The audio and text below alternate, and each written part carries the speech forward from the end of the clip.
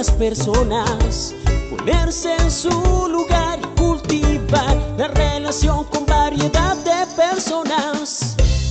Motivación usando nuestras preferencias más profundas para encaminar nuestros objetivos, tomar iniciativas, ser eficaces y perseverar a pesar de contratiempos y frustraciones. Habilidades sociales, emociones con buenas relaciones, interactuar fluidamente con habilidad para persuadir, dirigir, negociar y resolver conflictos, cooperar, trabajo en equipo. Todos tenemos dos mentes, una que piensa y otra que siente. La inteligencia emocional es la capacidad de controlar y regular los sentimientos propios y de los demás. Recuerda, usar la inteligencia emocional asegura un buen clima laboral.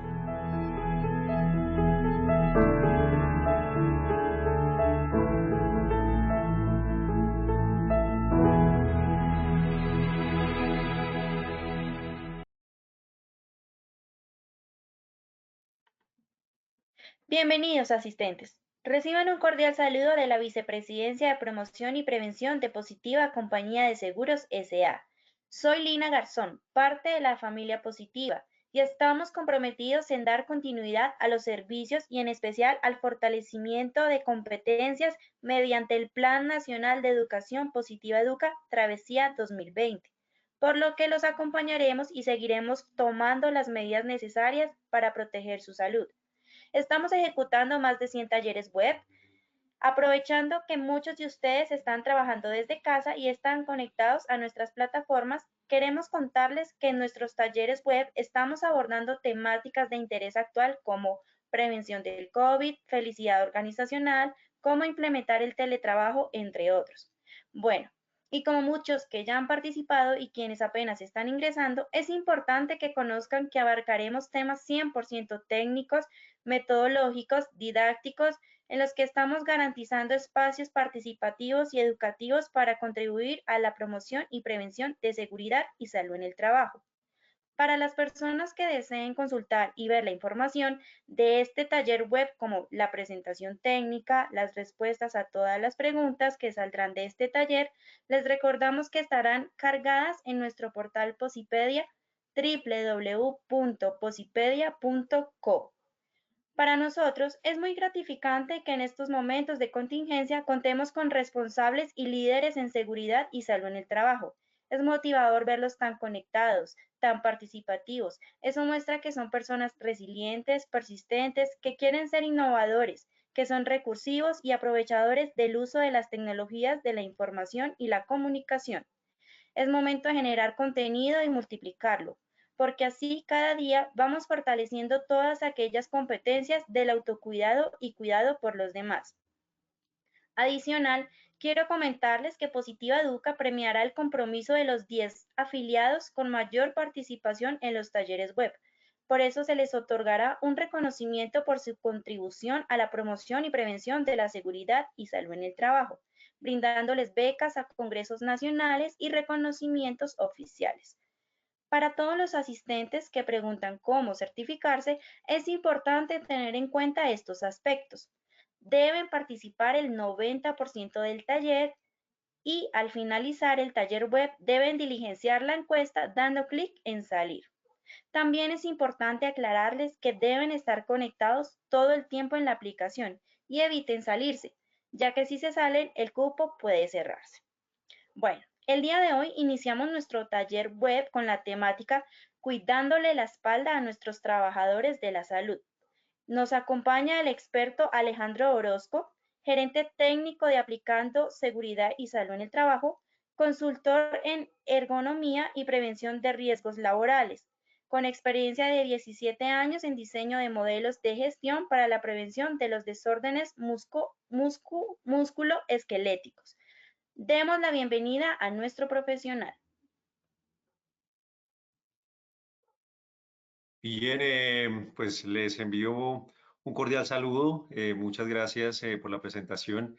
Em, Casi que pensando en el desarrollo de esta temática, pues por parte de Positiva, casi que lo primero que nosotros empezamos a considerar y teniendo en cuenta un poco el reconocimiento que se le tienen a los profesionales de la salud en este tiempo de coronavirus, en donde ahorita vemos que en los noticieros aparecen como si fueran héroes y aparece un poco como el, digamos, como esa significación sobre la labor tan importante que están desarrollando, pues desde la ergonomía siempre hemos considerado que pues finalmente los profesionales de la salud y en el caso particular de la gente que está haciendo asistencia de manera continua, es decir, la población, por ejemplo, de enfermería que está haciendo asistencia continua, pues siempre ha sido héroes para nosotros, entendiendo las características tan exigentes de su tarea, un poco el contexto tan particular en el cual se mueve esta población y que de alguna u otra forma entendemos que siempre ha sido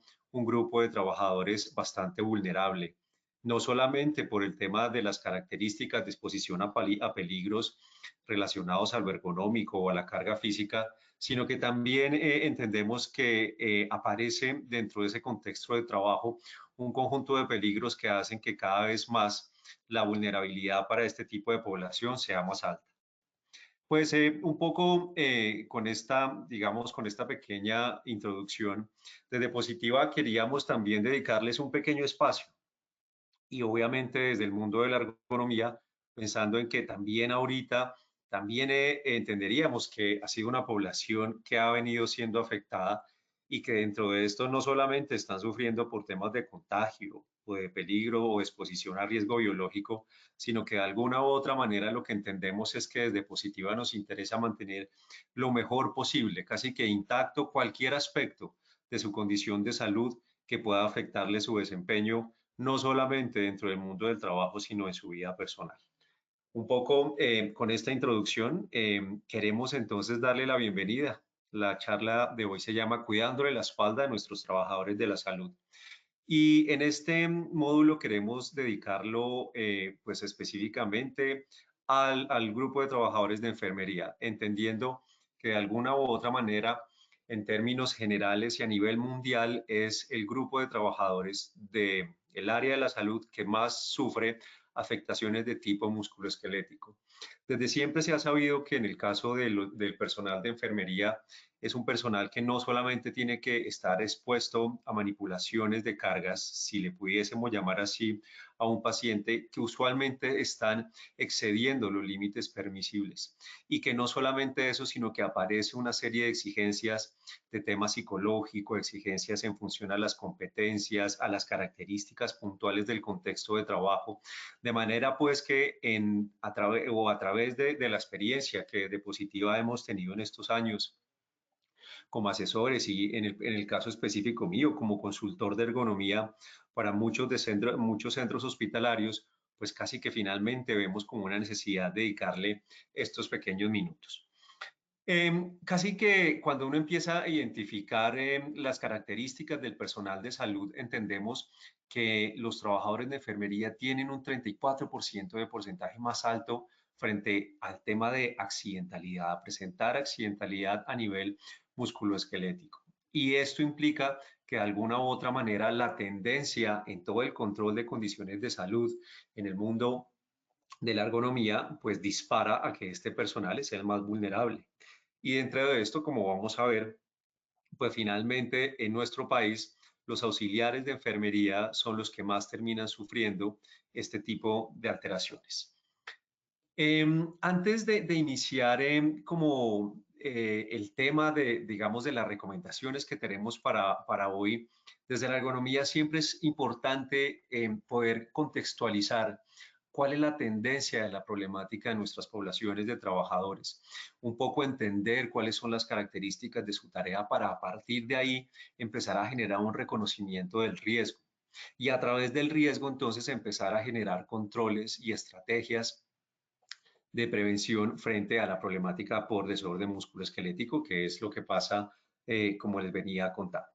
Pues bien, como les decía, esto va a estar dedicado al grupo de enfermerías y como todos conocemos, pues de alguna u otra forma las acciones o la actividad de trabajo de la enfermera jefe varía de los auxiliares de enfermería, entendiendo que sus cargos están más centrados en supervisar, en controlar, por ejemplo, parte de los procesos en términos de supervisión del paciente, el tema de administración de medicamentos, el seguimiento directo a la condición de salud y de alguna u otra forma empiezan a desarrollar también tareas asociadas a la ejecución de procesos administrativos.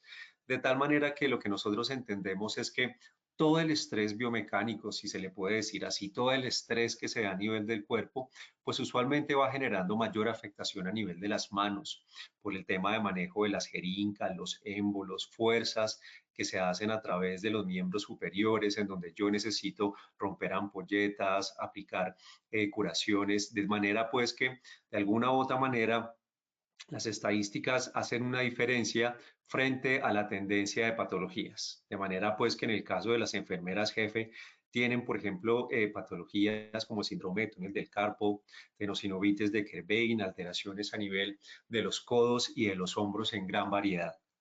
Esto hace que de alguna u otra forma empiece a diferenciar entonces las tareas en función a las auxiliares de enfermería.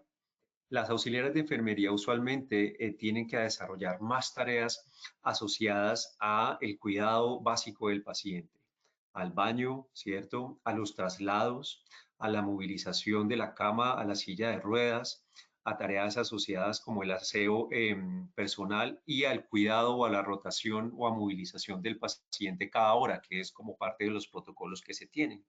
Y en el caso de este personal, la tendencia de la patología usualmente termina afectando mayormente a columna lumbar, hombros asociados a la manipulación y a las grandes cargas que terminan movilizando y codos. Un poco entonces ahora sí entrando en materia sobre esta problemática, pues lo que nosotros hemos observado desde Positiva en la asesoría y en el acompañamiento que hacemos a nuestras empresas afiliadas pues del sector salud, es que finalmente identificamos que hay un contexto asociado a la condición de los recursos y a la estructura particular de los servicios de las áreas de salud y seguridad en el trabajo, en donde de alguna u otra forma lo que nosotros entendemos es que hay muy pocos trabajadores dando respuesta y gestión a las problemáticas puntuales de ese grupo de trabajadores que están en ese centro.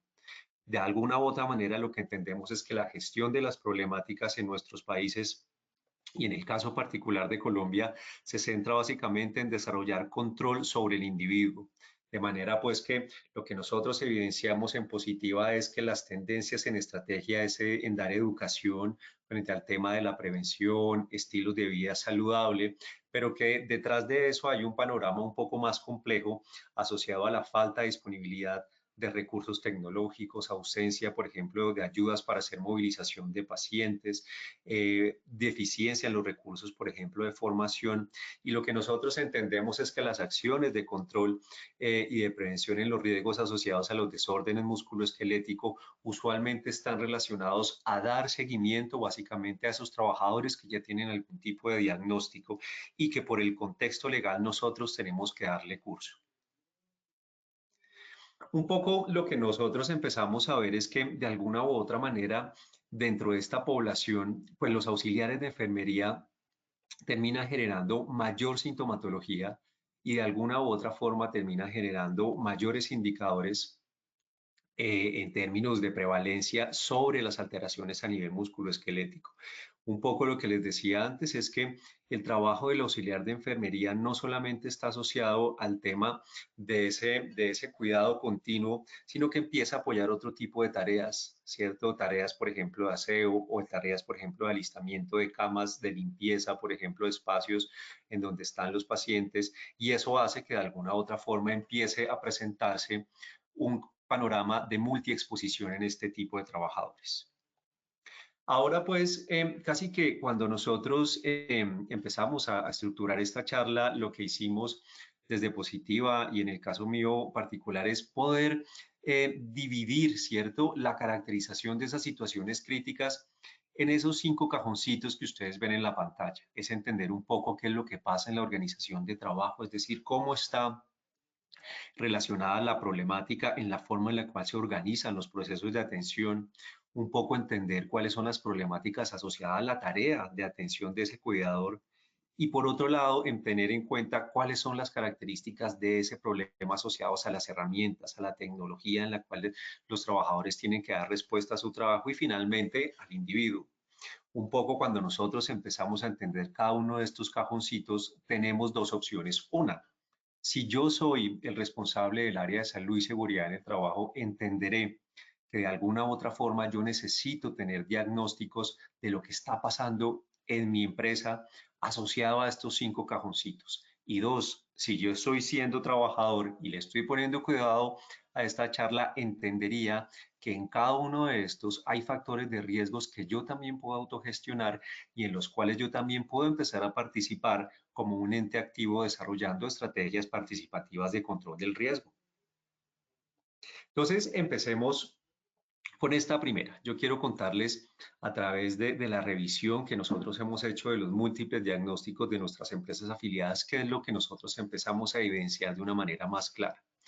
Y dentro de esto lo que nosotros queremos también es empezarles a mostrar que el tema de la problemática de la espalda, de los hombros, de las manos de nuestros trabajadores no está asociado solamente al hecho de que estén haciendo continuamente esfuerzos. Lo que nosotros vemos es que detrás de esto aparecen una serie de factores que hacen que la exposición se crezca, que nosotros no conozcamos cuáles son los factores claros y que de alguna u otra forma nosotros demos respuestas mucho más concretas y mucho más instrumentales, como lo que les decía al principio.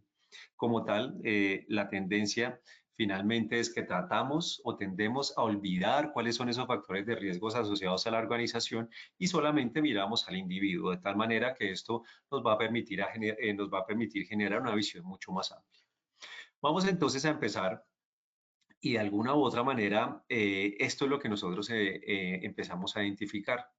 Una de las cosas es que en la mayoría de los cargos analizados de los auxiliares y de los enfermeros jefes, es que aparece un fenómeno y es que cada vez aparecen más tareas para desarrollar en una unidad de tiempo en el cual yo tengo que atender de manera simultánea a varios pacientes. La tendencia antes de la época del coronavirus es que lo que nosotros identificábamos es que por cabeza de auxiliar tenía que atenderse básicamente por turno entre 12 y 14 pacientes.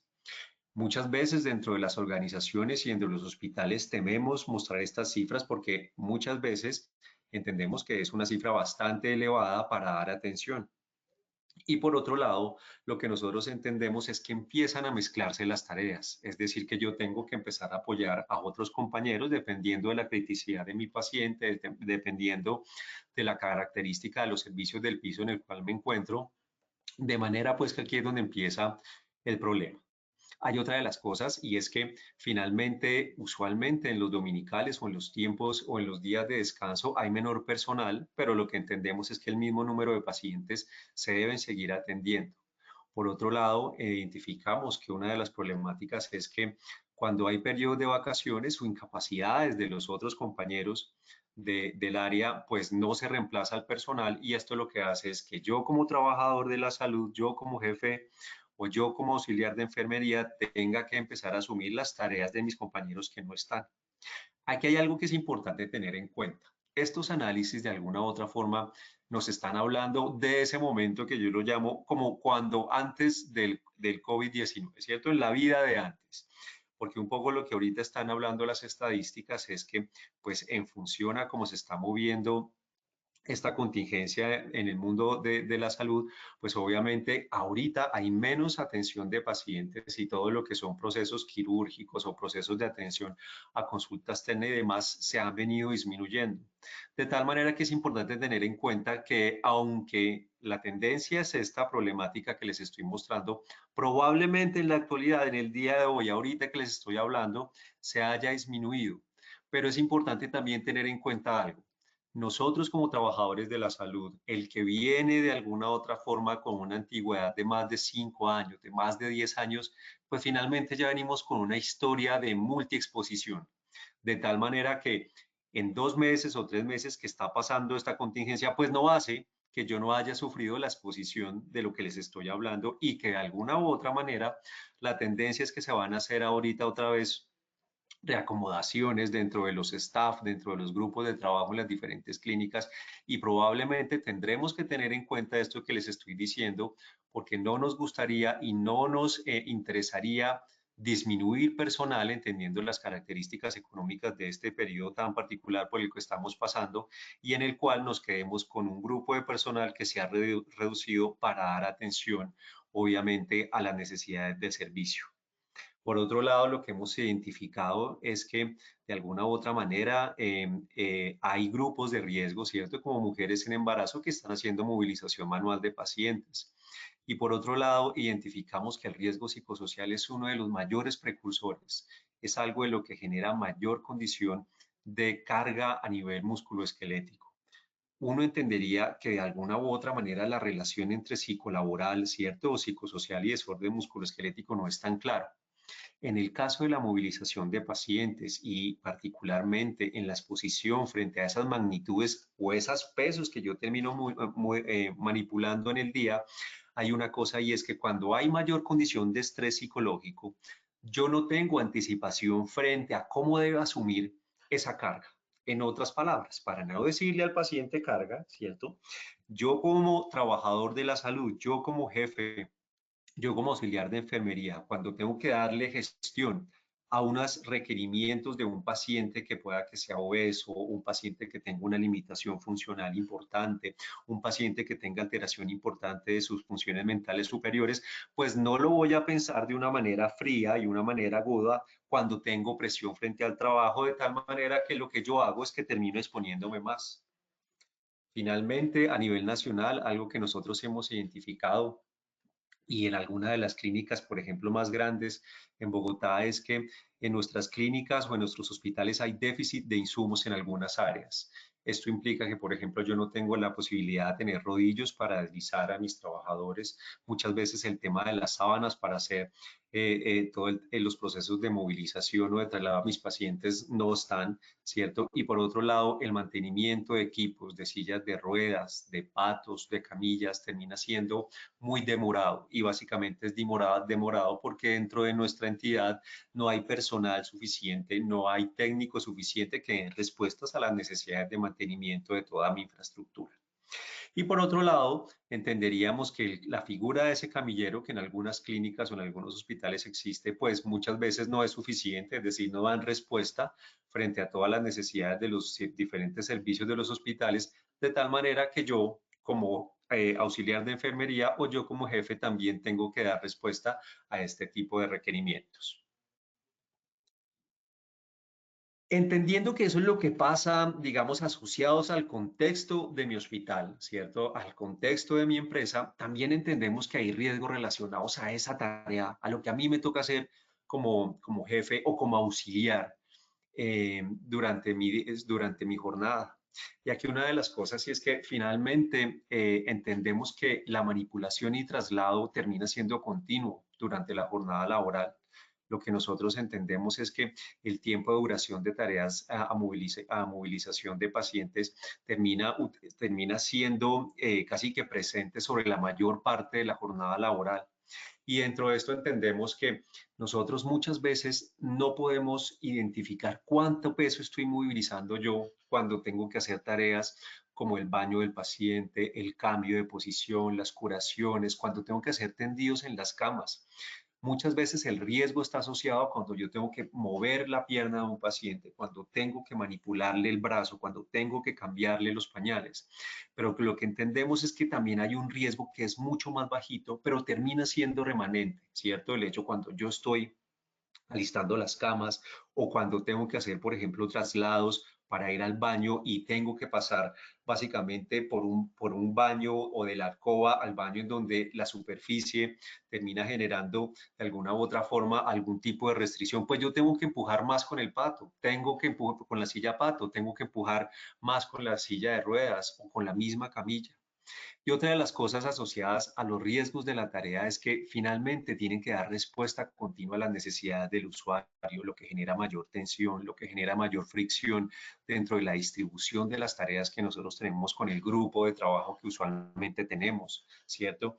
Y que de alguna u otra forma muchos de los protocolos de movilización y de cambios de decúbito que se tienen en los hospitales implican que nosotros tenemos que movilizar a esos pacientes cada hora, de tal manera que empezamos a ver que hay muchas tareas, ¿cierto?, que implican cargas elevadas, en donde hay unas cargas que de alguna manera nosotros identificamos como riesgosas, pero hay otras que no.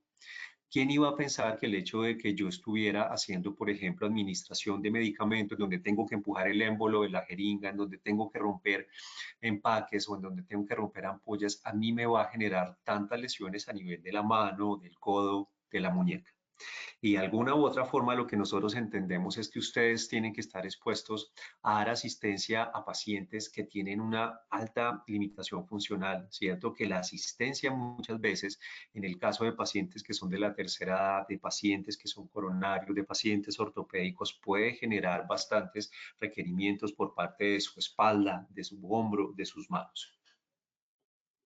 Pues finalmente, en el caso particular de los aspectos y de las herramientas de trabajo y la tecnología que está generando mayor exposición al riesgo, lo que yo hago es, pues, con todo el respeto, trato de utilizar imágenes de varias entidades que nosotros hemos asesorado, ¿cierto? En donde de alguna u otra manera quiero mostrarles qué es lo que está pasando en nuestra realidad.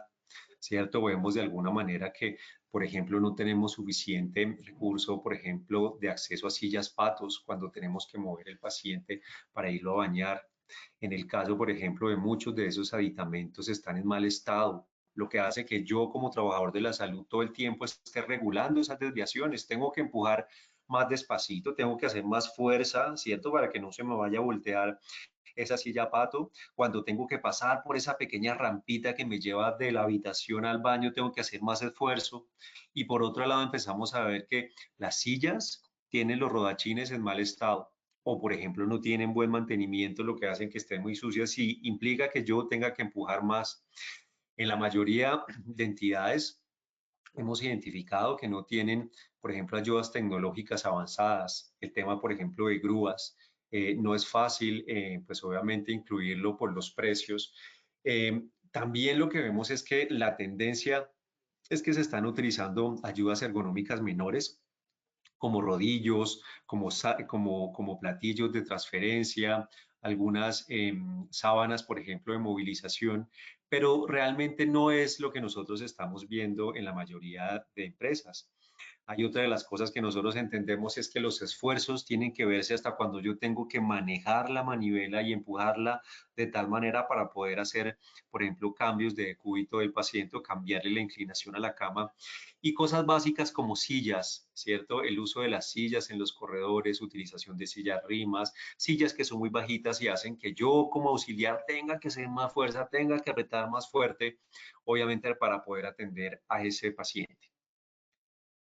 Para finalizar un poco y cerrar con broche de oro todo lo que está pasando afuera de nosotros, la empresa, la tarea, lo que pasa asociado, digamos, a esos recursos, quería contarles si es que pues nuestra realidad en nuestros hospitales hace que las características locativas pues no sean las mejores. Hace que, por ejemplo, en algunos pisos pues están en proceso de remodelación, algunos de ellos, por ejemplo, han quedado quietos, entendiendo un poco la asignación de recursos que se hacen en estas entidades, implica que de alguna u otra forma, aunque se hacen modificaciones arquitectónicas, estas modificaciones no están pensadas en disminuirle el estrés en la columna ni la fuerza en los brazos. Entendemos que de alguna u otra manera yo como trabajador tengo que lidiar con espacios que son angostos, en donde de alguna u otra manera ni siquiera pasa perfectamente esa silla de ruedas o esa camilla, ¿cierto? Y en donde los espacios de esas habitaciones tienen que ser habitaciones con diseños nuevos para que yo de alguna u otra forma me sienta más cómodo, pero lo que nosotros hemos visto en la mayoría de entidades es que el espacio que hay entre cama y cama cuando hay varios pacientes en la misma habitación es reducido y hace que no me pueda mover fácilmente, hace que yo tenga que empujar más, hace que yo tenga mayores restricciones para poder acceder a mi paciente y poderlo movilizar de manera adecuada. De tal manera que esto va generando obviamente mayor complejidad sobre la exposición de riesgos a nivel biomecánico y ergonómico.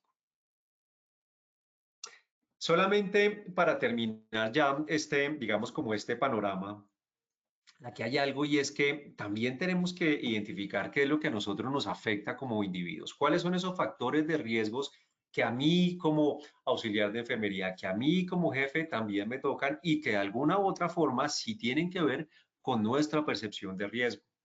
Aquí hay algo en donde finalmente a nosotros desde Positiva nos interesa empezar a estimular y es que la autogestión del riesgo bajo unas condiciones en donde hay particularidad frente a la restricción de recursos, en donde nosotros no tenemos sistemas, por ejemplo, de control del riesgo efectivos, entendiendo las características de nuestros centros de trabajo, pues lo que nos están diciendo acá y mi mensaje personal es ponga la atención a esto porque muchos de estos sí los puede manejar usted. Aquí hay algo finalmente en donde de alguna u otra manera nosotros empezamos a entender y es que, pues claro, la antropometría de nuestros trabajadores en Colombia y de nuestras mujeres, que es la tendencia en este tipo de trabajos, pues obviamente son inferiores al 1,60 de estatura. Y de alguna u otra manera terminamos siendo endomórficos, es decir, somos delgaditos.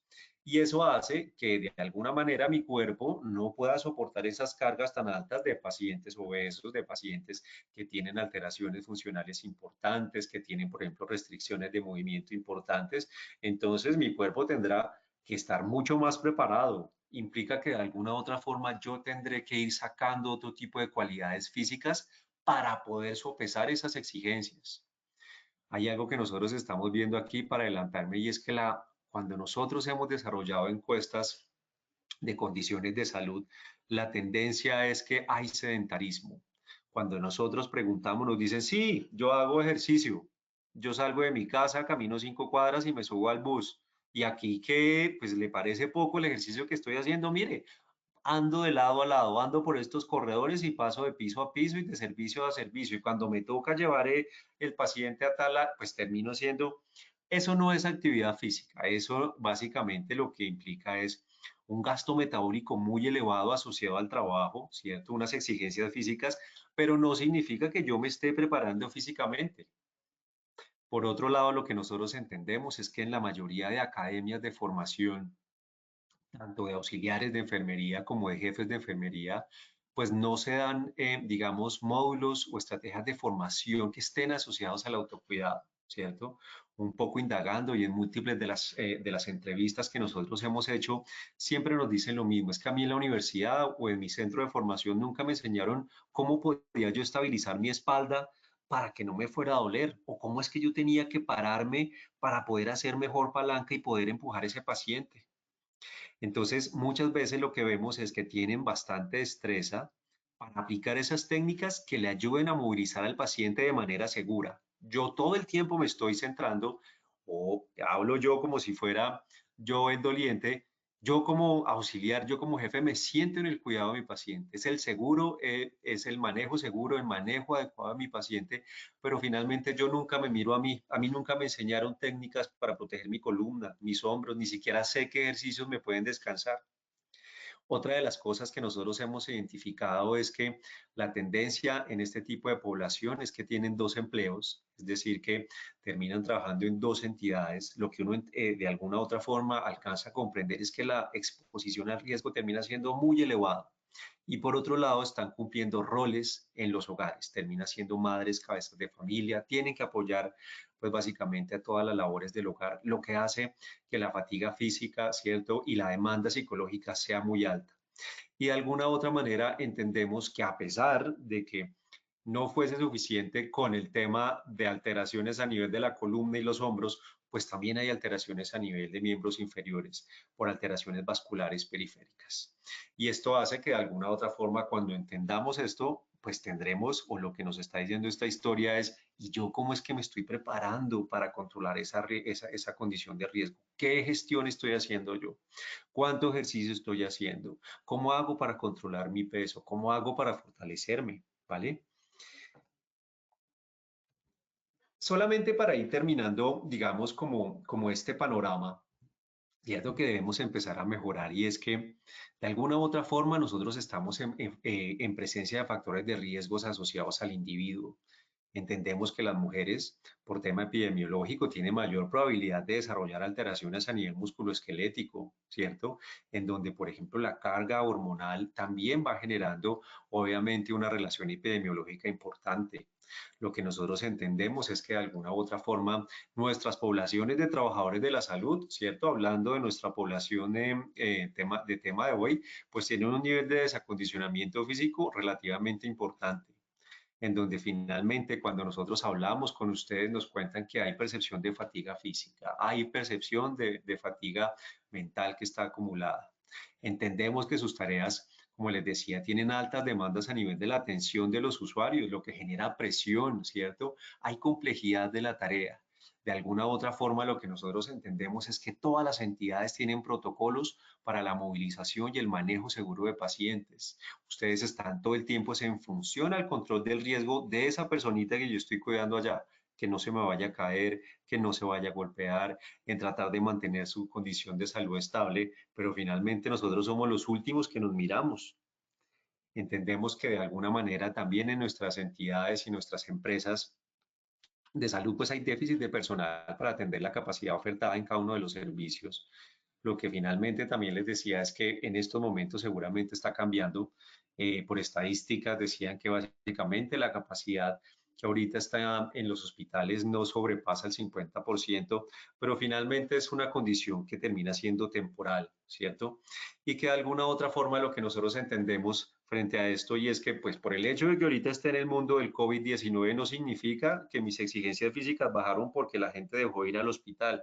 Lo que nosotros entendemos es que tenemos una exposición que ha sido acumulativa, ¿cierto? Que de alguna u otra forma el hecho de que ahorita esté descansando pueda que me haya disminuido la presión, ¿cierto? Pero de alguna u otra manera entiendo que lo que yo he venido desarrollando, ese riesgo está presente en la mayoría de mis tareas.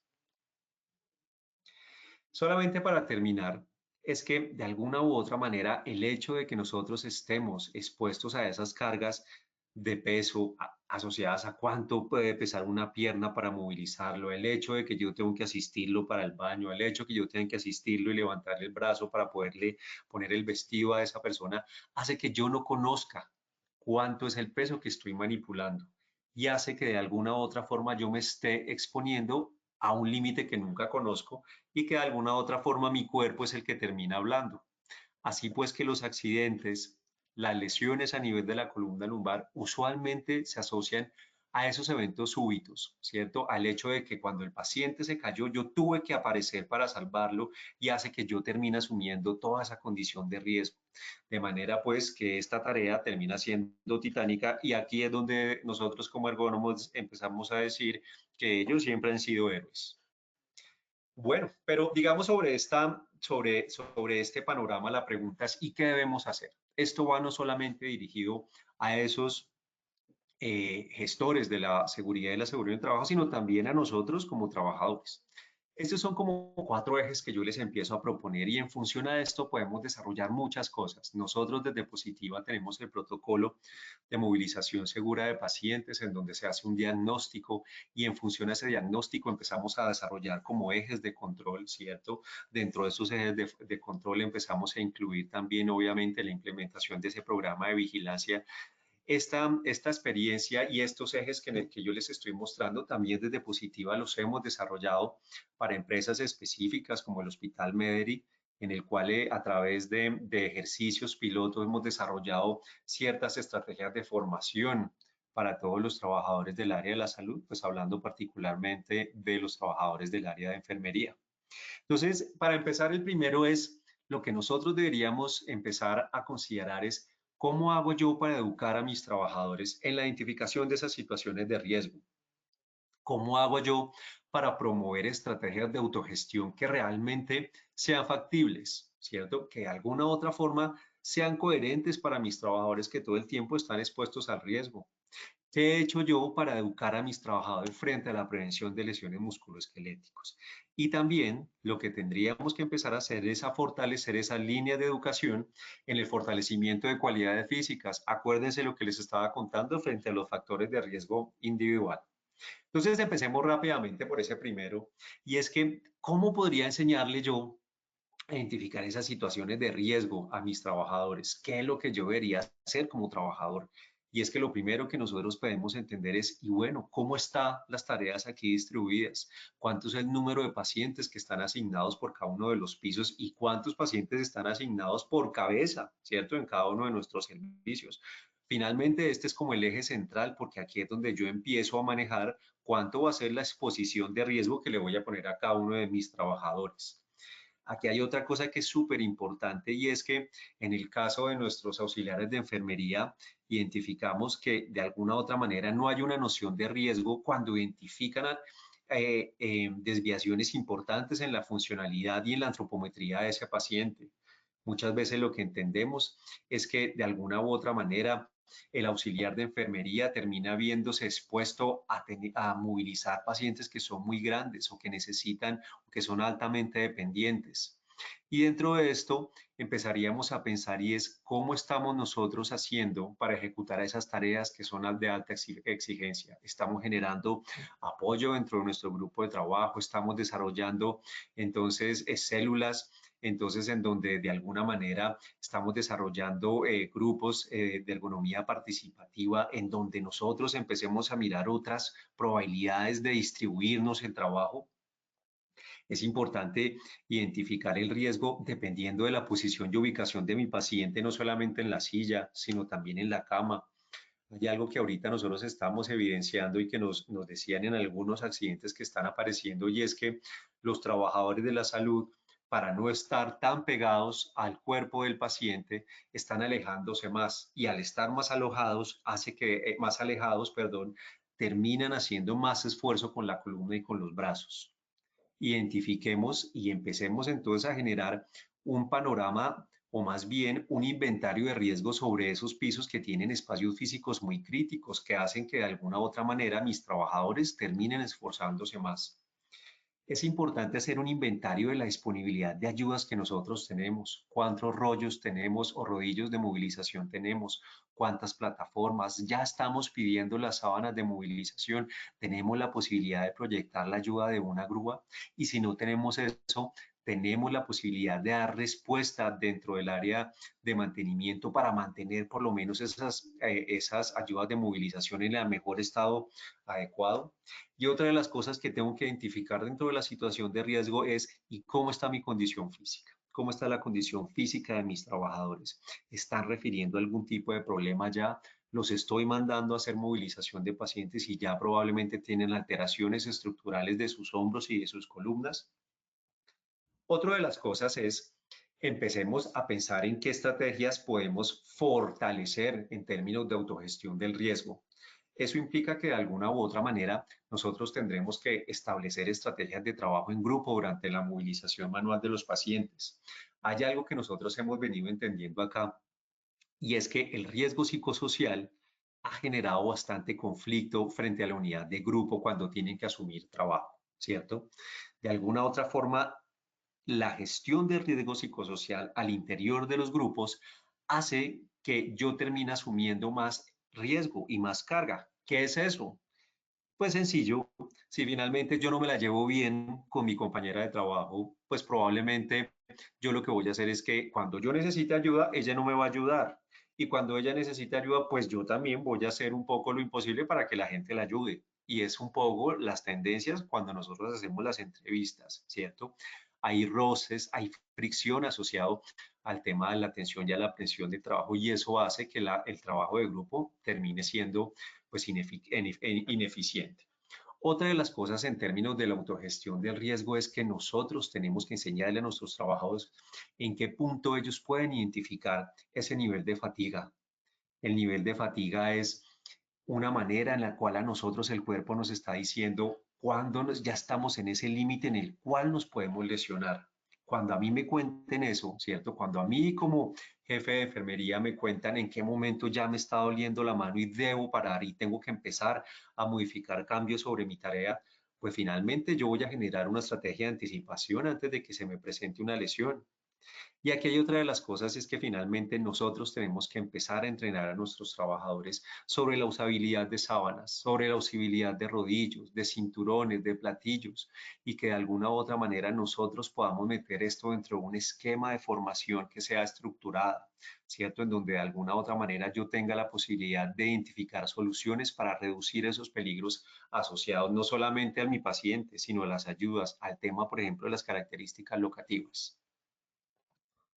Otro eje que nosotros, como les decíamos, estamos desarrollando y que vale la pena empezar a fortalecer es todo lo que tiene que ver con la prevención de lesiones musculoesqueléticas. Esto implica entonces que el trabajador también tiene que mejorar sus competencias cognitivas. Esto implica que de alguna u otra forma, cuando yo le cuento a ese trabajador que tiene que apretar el abdomen, que no puede empezar a hablar con el paciente de una manera seguida cuando esté haciendo fuerza, cuando de alguna u otra manera yo le estoy enseñando a él ubicar bien los pies, a apretar bien entonces los glúteos para que no se vaya hacia adelante, a utilizar palancas de su cuerpo, eso hace que de alguna u otra manera yo empiece a gestionar de una manera más eficaz el riesgo. Es entender que yo tengo también las posibilidades de optimizar mis condiciones antropométricas. Hemos encontrado enfermeras que pueda que sean muy bajitas y muy delgaditas, pero desarrollan muchas habilidades para poder interactuar con el paciente, cómo se pueden subir a la cama, en qué momento meten la rodilla, ¿cierto? Y que de alguna u otra forma nosotros empecemos también como trabajadores de la salud a conocer cuáles son nuestras limitaciones físicas. Claramente, uno de los problemas que nosotros identificamos en el caso de las trabajadoras del área de la salud es que, aunque tienen buena fuerza a nivel de las piernas, no hay tan buena fuerza a nivel de miembros superiores y eso hace que se expongan más a lesiones de los hombros, de las manos, de los codos y de alguna otra forma lo que nosotros tenemos que identificar acá como trabajadores es en qué momento yo identifico cuál es mi resistencia cuando hago esa tarea. Es decir, yo podría manejar solo a ese paciente. Simplemente el hecho de movilizar la pierna, yo debería llamar a alguien. En este punto yo entiendo que mi capacidad física no da para empujar a este paciente cuando tengo que llevarlo al baño, de tal manera pues que cuando nosotros bajamos esto a unas características puntuales de lo que nosotros tenemos que hacer, entendiendo nuestras condiciones personales, pues obviamente vamos a anticiparnos al riesgo. Y aquí hay algo que también vale la pena hacer. Y ojo, porque un poco lo que nosotros entendemos, y es que cuando nosotros educamos para fortalecer esas cualidades físicas, estamos hablando que de alguna u otra manera nosotros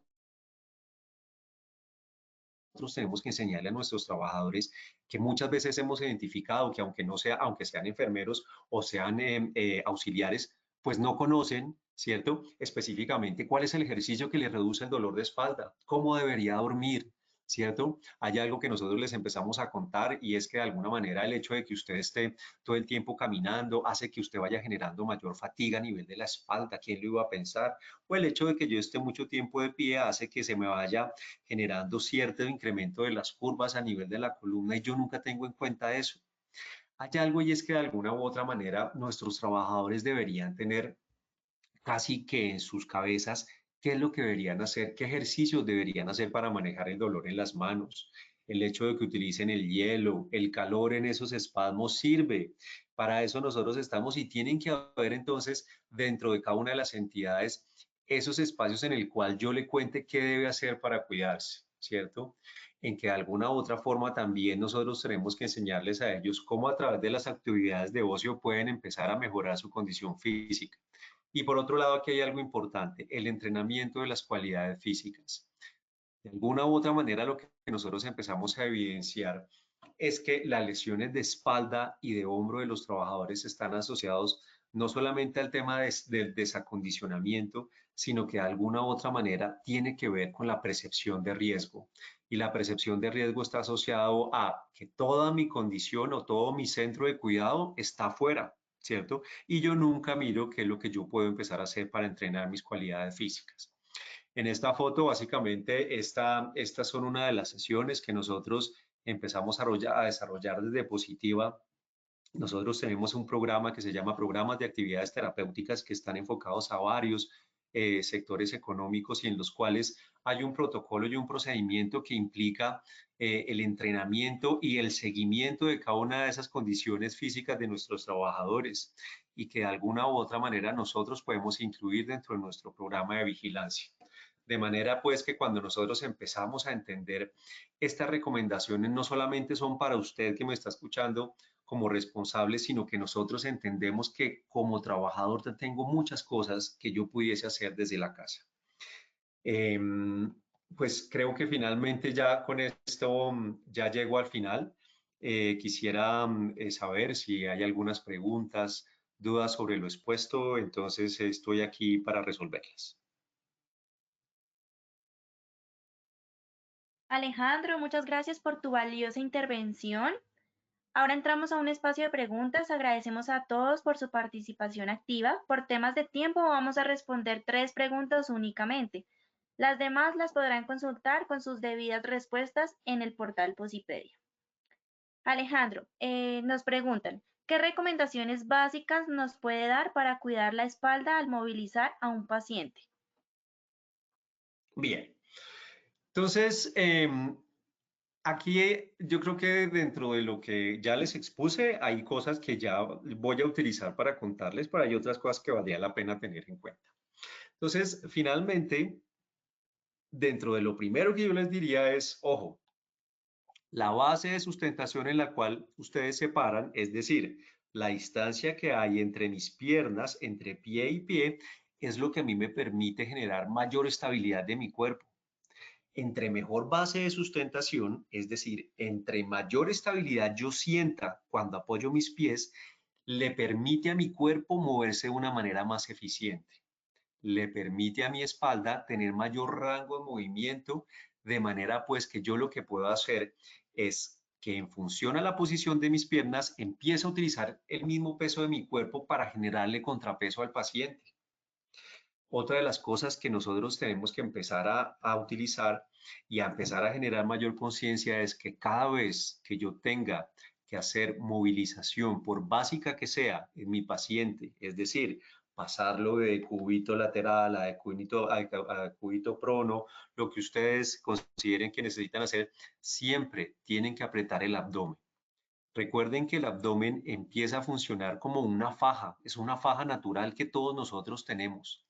Que pueda que usted sea el más barrigoncito, que pueda que usted sea el más sedentario. La naturaleza es tan sabia que siga manteniendo la presión de esa faja. Y lo que hace el abdomen es darle estabilidad a la espalda. De manera pues que cuando usted está a portas de empezar a hacer cualquier tipo de movilización, ojo, por sencilla que sea, aprenda a apretar el abdomen. Y era lo que decían nuestras abuelitas, mijito, no se ría, no hable cuando esté haciendo fuerza, que se puede herniar. Pues sí tenían en cierto punto razón, porque cuando usted empieza a respirar o usted empieza a hablar con el paciente de manera inconsciente, la presión ejercida por el abdomen se puede perder. Otra de las cosas que yo siempre le recomiendo es identifique muy bien el nivel de funcionalidad de ese paciente y el estado mental. Las funciones mentales superiores a nosotros nos permiten comunicarnos y empezar a incluir al paciente dentro de nuestra movilización, que los acompañen, que ellos entiendan para dónde los van a mover ustedes. El paciente muchas veces, por malas condiciones físicas que tenga, muchas veces termina ayudando y termina generando disposición para que uno lo pueda movilizar. Y otra de las cosas que yo les estoy diciendo es el trabajo colaborativo en el mundo de la movilización del paciente es muy importante. Es importante que desarrollemos estrategias con nuestros compañeros para que ellos también nos puedan apoyar. Nunca sumamos una carga, nunca sumamos un paciente que nosotros pensamos que lo podíamos movilizar. Aquí es donde usualmente tienden a caer la mayoría de accidentes asociados a lesiones de la espalda y de los hombros. Y otra de las cosas es, ojo con los zapatos que están usando. Muchas veces, todos los trabajadores de las áreas de enfermería tienden a utilizar zapatos que no tienen buen agarre en el piso. De tal manera que cuando no tengo buen agarre, pues ahí se va casi que de alguna u otra manera al infierno todo lo que les acaba de decir, las piernas no me sirven, no puedo tener buena base de sustentación, no puedo tener buena estabilidad, ¿de qué me sirve apretar el abdomen, cierto? Si finalmente dentro del zapato, el agarre del zapato hace que yo me deslice. Y por último, es importante que usted desarrolle una rutina muy básica cuando llegue a casa. Siempre que usted tenga algún tipo de síntoma, por sencillo que sea a nivel de su espalda, a nivel de su columna, nosotros desde Positiva tenemos tutoriales que los pueden acompañar, ¿cierto? Nosotros dentro de las estrategias también podemos asesorarlos sobre esas rutinas específicas que ustedes pueden ir desarrollando en sus casas y también en el hogar. ¿Qué otra pregunta tenemos?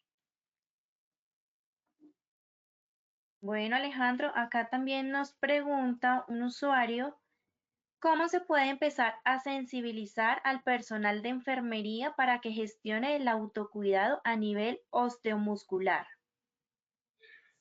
Bien, ¿cómo lo podemos empezar a sensibilizar?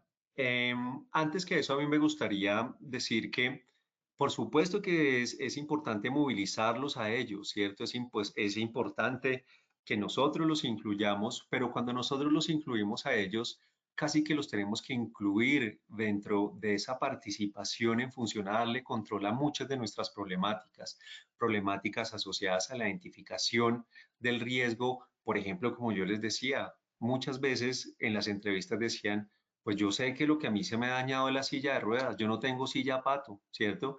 Y cuando empezamos a darle trazabilidad, ni siquiera hay sistemas o ni siquiera hay formas en donde yo pueda registrar que no tengo recursos, en donde finalmente yo pueda generar entonces círculos de participación para mirar cómo podemos mejorar nuestro trabajo participativo. De alguna u otra manera, la sensibilización no puede estar centrada en que yo lo llamo en una capacitación para hacer una prevención de dolor lumbar cuando yo le tengo muchos pacientes o cuando yo sé que ni siquiera le tengo lo más mínimo, que es tener las sábanas de movilización en buen estado. Ahora, es importante tener en cuenta, nosotros hemos identificado que cuando se empiezan a desarrollar esas estrategias y en donde se incluyen dentro de sus tiempos laborales, la gente tiene mucha más sensibilidad y tiene mucha mejor percepción frente al tema de participación de las actividades. Una de las grandes fallas que tienen nuestras empresas en algunas ocasiones está centrado en que yo desarrollo todas las estrategias de formación, todas las estrategias de entrenamiento fuera de ese turno y entendamos que de alguna u otra forma nuestros trabajadores tienen exigencias físicas muy altas. Después de estar caminando yo de las 6 de la mañana hasta la 1:30, 2 de la tarde, muchas veces sabemos que los turnos se alargan y encima de eso me van a poner una capacitación o me van a poner entonces una sesión de actividades terapéuticas, pues yo ya no aguanto más, déjeme irme para mi casa. Entenderemos entonces que finalmente la forma de sensibilizar parte desde la organización, en donde de alguna u otra forma nosotros a través de las políticas administrativas tenemos que mirar en qué punto podemos hacer enlace en la negociación con ellos. Hemos logrado en algunos hospitales que la entidad pone mitad del tiempo de esas estrategias de formación y el trabajador cuando ya no solo logramos engancharlo, entiende que tiene que beneficiarse de lo que les estamos proponiendo y ahí empezamos a generar una nueva estrategia de sensibilización. ¿Qué otra pregunta tenemos? Listo, bueno, y tenemos una última pregunta. ¿Por dónde se puede empezar a gestionar un programa de vigilancia epidemiológica en hospitales pequeños? Bien, esto es bien importante porque particularmente desde Positiva nosotros hemos impulsado de manera continua la gestión de programas de vigilancia epidemiológico a nivel musculoesquelético. Muchas veces entendemos que esto puede generar, digamos, recursos importantes si quisiéramos llegar a un nivel avanzado de gestión. Pero por otro lado también dentro de esas empresas pequeñas que probablemente no tienen tantos recursos, lo primero que yo les digo es denle respuesta a esa población que ya está generando algún tipo de sintomatología importante y que ustedes tienen registrada en sus bases de datos. De manera pues que dar respuesta es ir a hacerle el seguimiento, qué está pasando con esas condiciones de salud y empecemos a generar entonces un mapeo de los trabajadores que están generando mayor sintomatología por cada una de esas áreas que a mí me aparecen como críticas.